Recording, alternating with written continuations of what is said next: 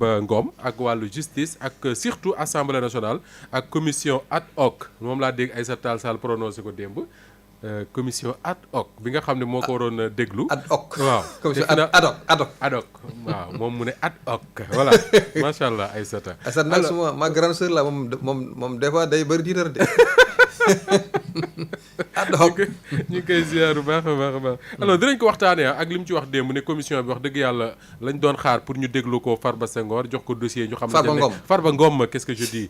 Farba mais Senghor tu n'es pas le seul hein, y a beaucoup de gens qui. ah oui il faut que disent Farba Senghor à la place de Farba Ngom. oui, il faut que Farba Senghor di ñu baal quoi parce que man ça m'arrive presque tous les jours. oui mais dinañ ci waxtaan léegi ak jàngat boo xam ne dinañ ko def mais bala ñu àgg foofu Georges dama bëggoon ñu commencer waxtaanee les entreprises de presse au Sénégal ndax patron de presse yi tey doon nañ daje ak taskatu xibaar yi di wax jafe-jafe yi nga xam ne moom la presse bi di dund ci réewum Sénégal bi rawatina bi Bassirou Diomaye Faye nekkee président ba léegi li ñu sàkku nag bokk na ci daje ak le président de la République parce que nag nee nañ ne ministre de la communication bi di sëñ Aliou Sall moom mënatuñ def ak moom ndax li mu nekkee tegu ko fenn loolu la patron de presse yi wax.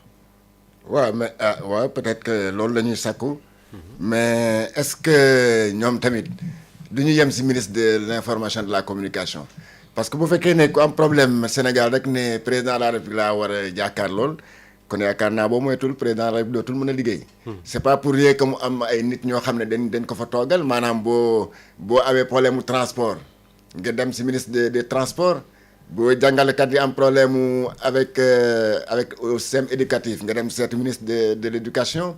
boo amee problème commerçant yi dem mais bu fekkee ne ku am problème rek ne.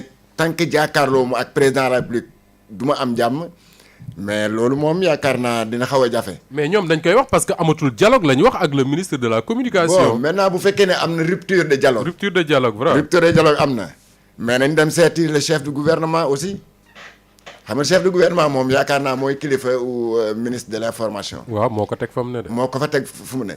donc yaakaar naa kooku c'est une solution bu amee problème kay. bala nga yegg ci président de la République mën nga yem ci premier ministre comme yaakaar nga ne ton ministre de tutelle mënul faj sa soxla mais mën nga adresser peut-être laajte demander à voir le premier ministre man yaakaar naa loolu moo gën a kii parce que lan la ñu bëgg peut-être dañu yaakaar ne comme ni Macky Sall defoon wala ni Abdoulaye defoon de bu ñu jàkkaarloo wax ñoom.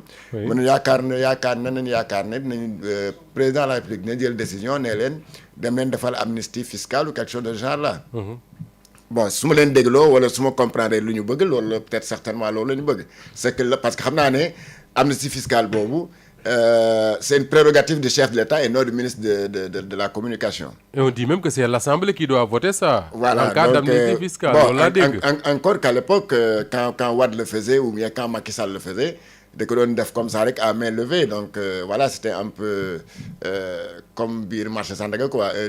mën nga jël décret bu la neex wala nga jël décision bu la neex sans pour autant nga xam sax yan conséquences la am sur le plan financier sans pour autant nga laaj d'ailleurs ce ministre de l'économie des finances est-ce que antam na loolu quelque chose comme ça parce que loolu dafa am na décision yoo xam ne syndicats bu ñu koy jël wala même le ministre le plus petit ministre buy daje ak ab syndicat bu ñu ne da nga bëgg a jël ay engagement moo taxoon à l'époque les syndicalistes là de l'enseignement dañ doon wax ne on a rencontré le ministre de l'éducation mu jox ñu ay promesses réalistes et réalisables te loolu c'est très important am na décision yoo xam ne muy ministre muy premier ministre muy président de la République bu koy jël dafa baax mu ànd si ak ki nga xam ne moo yore gafka réew mi ba xam ndax décision parce que syndicats yi d'habitude la majeure partie de revendications ça tourne autour de l'argent en tout cas lu si bëri bokk. donc baax na aussi balaa ngay def des promesses il faut que ces promesses là soient réalisables te pour ku wax réalisable rek xam ne xaalis baa ngi fi wala bum la baalee bor bi yan conséquences lay indi am. donc moo tax ma ne peut-être bu ñu dajee ak le premier ministre balaa ñu yegg sax ci président de la République premier ministre mën na waxtaan ak président de la République ba ñu trouver une solution. DG Baye Mor Sarr dégg naa bu baax li nga may wax waaye dama koo mënagul alors maa ngi lay di ziar bu baax parce que je suis en train de lire certains commentaires Thierno am na ci yoo xam ne da ngay ree ba tas. alors Ibrahima. est-ce que d'accord nga ak Georges bu waxee ne nañu dem wax ak le ministre de la communication au lieu ñuy wax ne leen président recevoir. parce que su ma déggee seen explication ñoom li ñu wax mooy le fil du dialogue est rompu depuis longtemps avec le ministre Aliou Sall. alors que ñoom ñooy les patrons de presse quand même. waaw c'est ça waaw am na fu ma ci d'accord ak Georges am na fu ma ci d'accordul ak Georges fi ma d'accordul ak Georges mooy par exemple qu'ils disent que par exemple waruñu tëb rek naan dañuy rencontrer le président parce que le président a rencontré les jeunes reporters. oui. waaw te les jeunes reporters si on est jeune reporter c'est qu'on est employé quelque part. oui. et si on est employé quelque part c'est parce que da nga fa am patron. oui. donc bu fekkee ne président de la République mën na recevoir les jeunes reporters donc français nee na qui peut le plus peut le moins.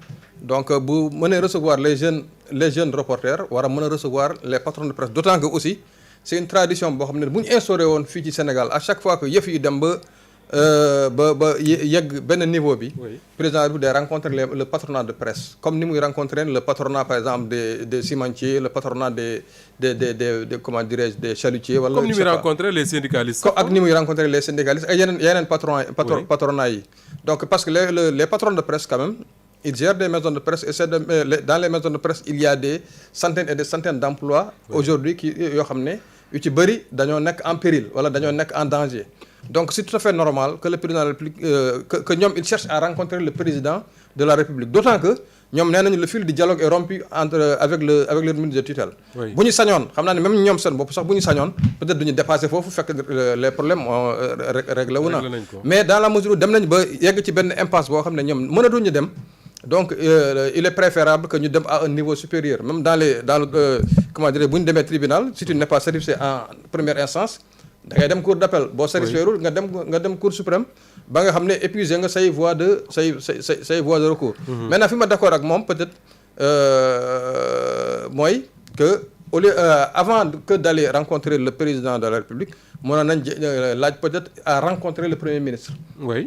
parce que comme c'est des échelons il y a un échelon il y a l'échelon du bas il y a un échelon intermédiaire l'échelon du bas c'est le ministre de la communication mooy seen interlocuteur direct.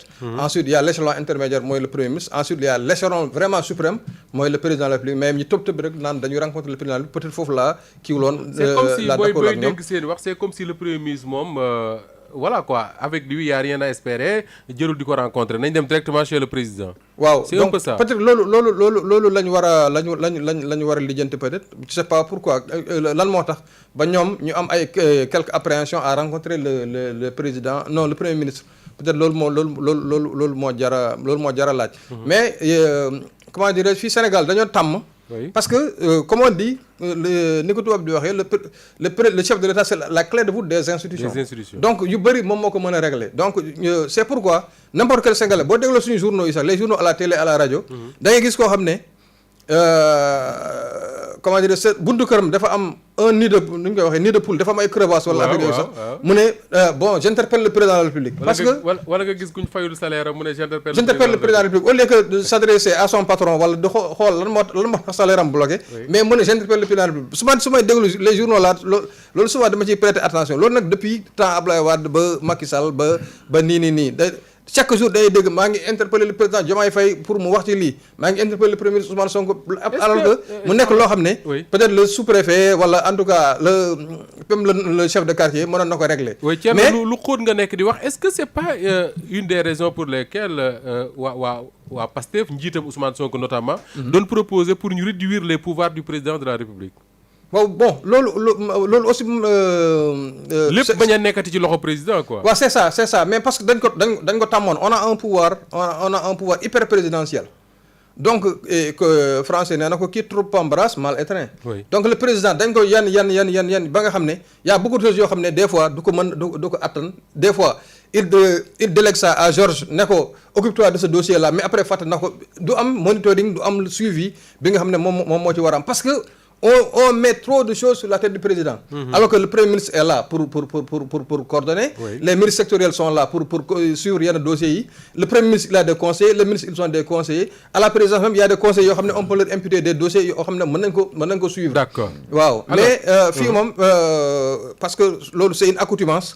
loo xam ne dañoo dem ba mu nekk ci genre drogue ci ñun dès l'instant qu'on ne rencontre pas le président de la République on se dit que donc problème bi moom booy ba ma dem tëdd ni la problème bi du mën a régler wu. donc loolu il faut que de plus en plus sénégalais yi qu'on apprenne quand même à se comment dirais-je à se départir de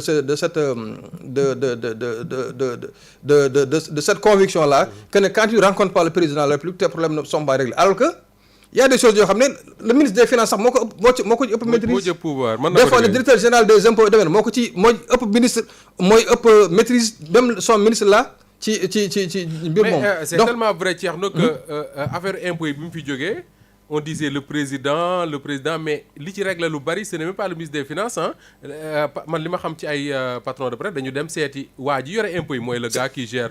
C'est ça le directeur de à Grand Dakar ou je le directeur des impôts ou bien le chef de centre de service de Grand Dakar. Oui. Donc mais c'est notre mental qui est comme ça donc ñun dañoo jàpp ne dès l'instant qu'on ne rencontre pas le président de la République donc ñëlee moom li ñu mën a digg rek dañuy jàpp ne loo xam ne du mën a nekk la parce que président waxu ci.